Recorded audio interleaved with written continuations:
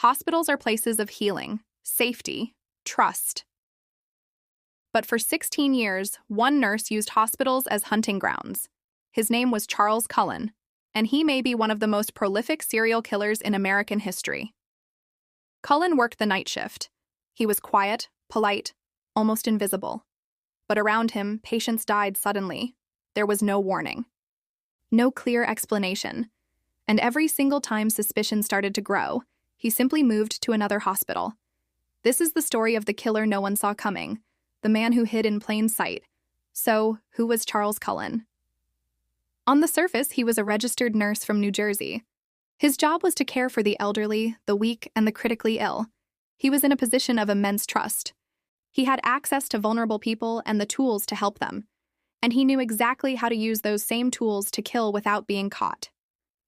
Instead of using overt violence, he used something far more subtle: medication. The very substances meant to heal became his weapons.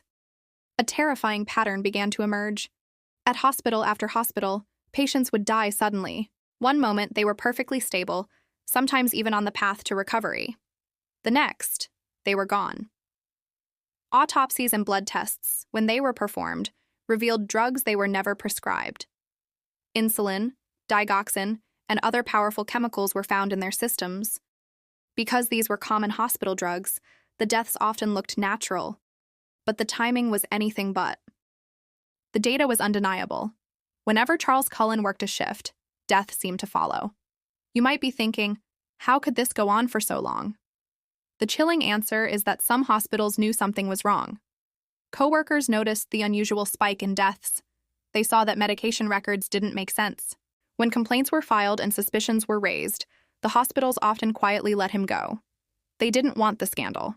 There was no police report, no public warning.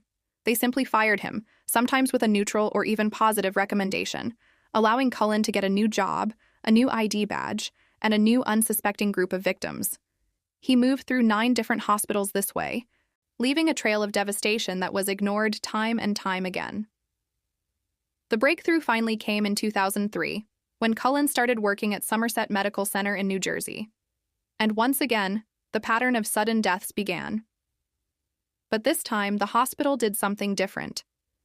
They hired a data specialist, someone whose entire job was to track medication access through their computerized system.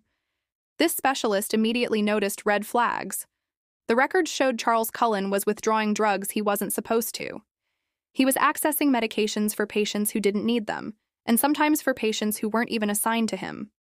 The evidence was digital, undeniable, and chilling. They finally called the police. When detectives brought Cullen in for questioning, he denied everything at first.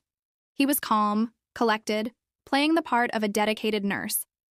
But under the weight of the evidence, he eventually broke. He began to confess, admitting to killing at least 29 patients over his career.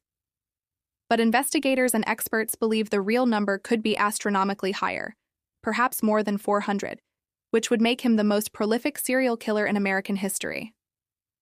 When asked why, Cullen didn't claim to kill out of hate or anger. He said he was a mercy killer, ending the suffering of his patients. But the facts didn't support his story. Many of his victims were not terminally ill. Some were stable, even recovering and looking forward to going home. Charles Cullen was sentenced to 18 consecutive life terms. He will never be released from prison. His horrific case sent shockwaves through the entire American healthcare system. In the aftermath, hospitals across the nation were forced to change their policies. New regulations were put in place for better tracking of medications, tighter controls on access, and mandatory reporting of suspicious activity. Because one man, one nurse, exposed a terrifying weakness in the very system designed to protect us. Charles Cullen took advantage of our most basic human trust, the trust we place in those who care for us when we are at our most vulnerable. His patients needed care. Instead, they got poison. His story is a dark and powerful reminder that while heroes often wear scrubs, sometimes so do monsters. If you want to see more real true crime stories, told respectfully and with a focus on the facts, please like, comment, and subscribe to Once Upon a Crime. Thank you for watching.